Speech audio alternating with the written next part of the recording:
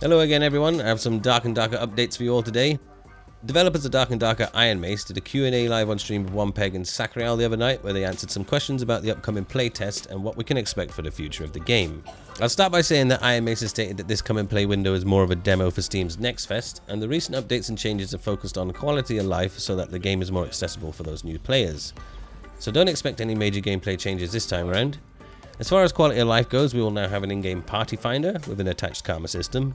So for people committing too many team kills, your name will appear in red, and I think if you're going to be an honorable player, your name will appear in blue. So if you're searching for a party, it'll be easier to find who you want to party with or not.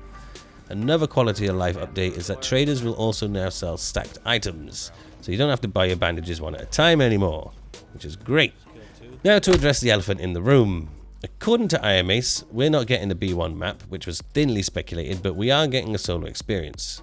It's very much a work in progress and will need some balancing, but the Troll will be accessible for this playtest, and will also be a solo queue dungeon, and will be its own dungeon entirely, as the ones we're actually familiar with are balanced for teams of 3. The devs have hinted as well that the solo queue isn't something they necessarily want in the game, but they understand that in the long run, they need to explore these potential setups in case the player base required something like this in the future. They want to remind players that this is a playtest and it's very experimental, so a lot could change and they are very open to criticism. The highest rarity of loot that you're going to find in the Troll Cave is supposed to be epic items, at least for the time being, whilst they balance it and figure out the tuning for the Troll and the drop rates and stuff. So we might have the potential to drop legendary items in the future, but we'll just have to see over the course of development. If you do plan to take on the Troll, then they've pointed out that you'll have a better time fighting him with melee rather than a ranged class, so it sounds like a challenge for you aspiring Legolas's out there. One thing I'm particularly excited about that's coming this playtest is VOIP. And yes, it'll have proximity chat so you can interact with players you meet now without having to flail your arms around. It could also apparently work whilst the player is in stealth, which could incite a lot of hilarity and confusion if used deviously enough. Players should also have the option to switch between team chat and proximity, or apparently just mute the VoIP altogether, which is really good. High roller dungeons are receiving a buff to some extent. The developers have pointed out that not enough players were visiting the high roller dungeons in the first place, so they've increased the incentive to go there.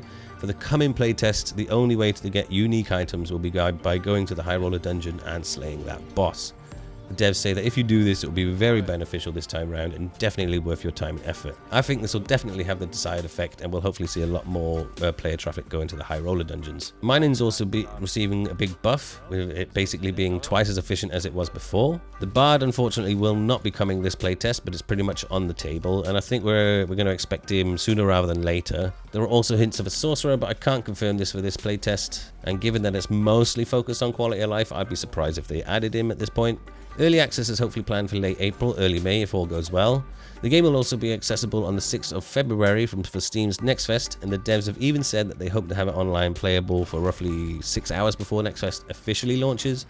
You'll just have to check the Steam page and hope that the big green demo button pops up, and once that's there, should be good to go. That's all for now. There's only a few days left until the playtest launches, and I will update you guys if I hear anything more.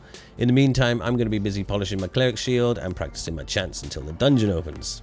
I'll catch you guys on the flip-flop. Peace. Kill 2. Kill 2 with my fireball.